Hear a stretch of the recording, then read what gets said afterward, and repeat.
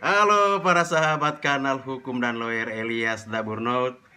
Salam jumpa lagi. Semoga teman-teman semua dalam keadaan sehat dan terus semangat ya.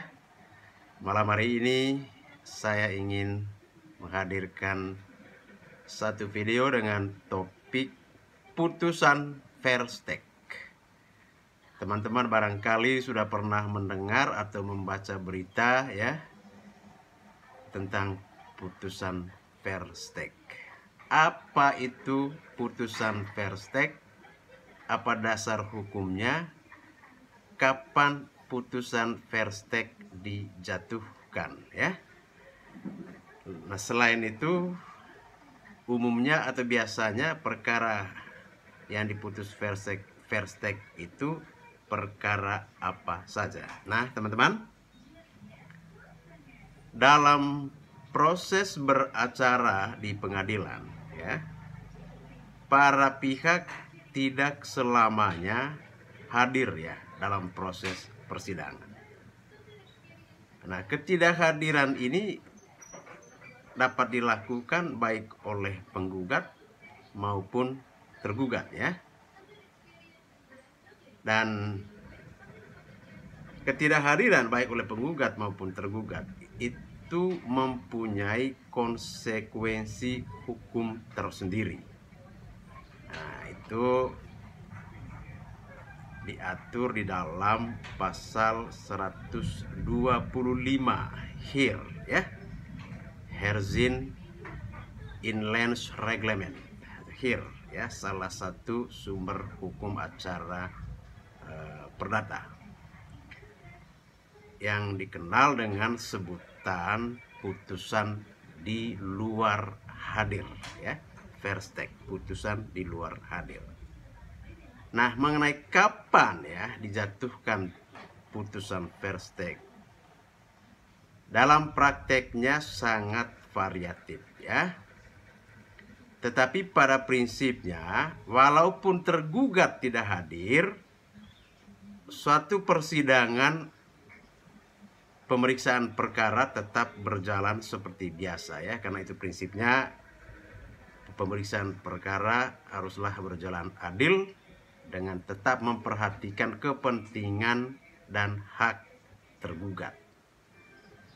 Nah, dan biasanya dalam praktek itu ya, hakim memberi kesempatan untuk memanggil ya tergugat atau yang tidak hadir itu selama 3 kali secara berturut-turut ya. Dipanggil secara patut biasanya 3 kali ya. Dan maksimal 3 kali pemanggilan sebelum akhirnya dilanjutkan ke proses pembuktian ya dari para penggugat, dan nanti pada gilirannya dijatuhkan putusan Versteeg pada sidang berikutnya. Jadi ya, sekali lagi sebagai pengetahuan teman-teman, putusan Versteeg itu umumnya dilakukan tergugat setelah tergugat dipanggil minimal 2 kali ya untuk persidangan hari pertama, tetapi tidak hadir pada persidangan selanjutnya tanpa alasan yang sah, maka ya putusan Versteeg bisa dijatuhkan. Nah, itu ya teman-teman yang dimaksud dengan putusan Versteeg ya, dasar hukumnya, proses dijatuhkannya atau waktu pemutusan Versteeg itu. Nah, saya mengangkat ini karena selama bulan Januari, sekarang bulan Maret ya, saya menangani satu perkara perceraian. Ya, ini salah satu jenis sidang yang biasanya diputus Versteeg ya. Ada umumnya ya, mayoritas ya, perkara perceraian, wan prestasi, perbuatan melawan hukum.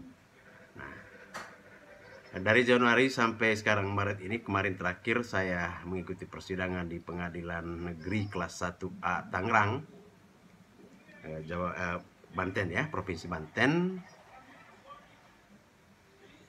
proses sidang sudah masuk ke tahap pembuktian ya, setelah dalam 3 kali persidangan sebelumnya pihak tergugat tidak hadir dan juga tidak mengirimkan kuasanya atau yang mewakilinya tanpa alasan yang sah dan patut, sehingga hakim yang memeriksa, yang memimpin persidangan itu memutuskan untuk meneruskan atau melanjutkan dengan pembacaan gugatan. Kemudian kemarin itu adalah pembuktian ya, kita melampirkan bukti-bukti ya, dokumen-dokumen sebagai pembuktian dan juga menghadirkan para saksi. Nah, sidang selanjutnya nanti adalah kalau lancar masuk ke fase kesimpulan ya. Setelah kesimpulan nanti terakhir putusan hakim. Nah, apakah dengan putusan verstek ya tanpa kehadiran tergugat dapat atau tidak dapat melakukan perlawanan? Tetap bisa melakukan perlawanan dan jangka waktunya 14 hari ya. Jadi dalam jangka waktu 14 hari setelah putusan verstek itu, si tergugat kalau mau melawan putusan itu dapat melakukan verset ya, perlawanan dalam jangka waktu 14 hari. Itu jalan-jalan cara-cara yang diberikan oleh undang-undang dalam menyikapi putusan-putusan seperti itu. Nah, teman-teman sekalian,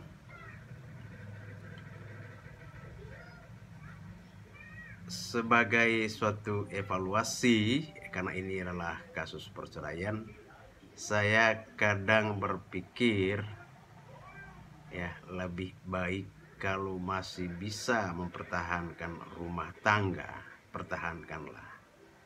Karena kalau sudah bawa ke ranah hukum ya, permasalahan rumah tangga itu yang menjadi putusan. Dalam arti sebelum putusan diambil ya, masing-masing pihak itu harus mengungkapkan ya alasan-alasan dasar-dasar perceraian ya.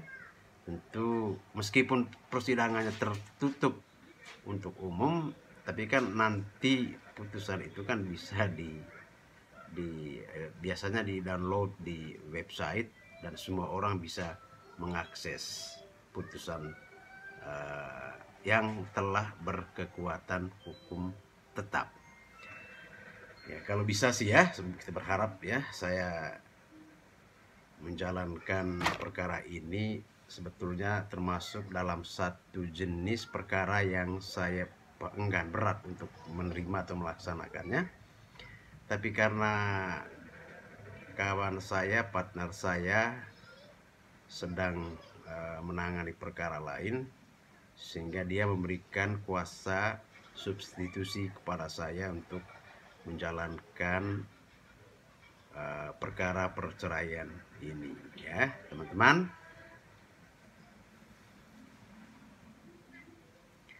Saya kira ya, penjelasan terkait dengan putusan verstek, apa itu putusan verstek, dasar hukum, lalu pada saat kapan putusan verstek itu dijatuhkan, termasuk sampai berapa kali pemanggilan dilakukan sebelum putusan dijatuhkan, dan jenis-jenis perkara yang umumnya dijatuhi putusan verstek telah saya terangkan secara in general atau garis besar, dan juga advice, nasihat saya terkait dengan kehidupan rumah tangga ya. Mudah-mudahan para sahabat kanal hukum Elias Daburnot ini ya, terutama yang telah berumah tangga, kehidupan rumah tangganya rukun-rukun, harmonis, damai, dan dapat memecahkan setiap masalah yang dihadapi dengan baik dan kepala dingin, dan tetap memperhatikan apalagi kalau sudah punya anak ya, tetap memperhatikan ke depan ya, terutama nasib dari sang anak. Terima kasih ya teman-teman, sahabat Elias Dabur Note. Semoga kita semua terus semangat dan berkreasi. Salah satunya adalah melalui channel YouTube. Thank you very much. Elias Dabur Note.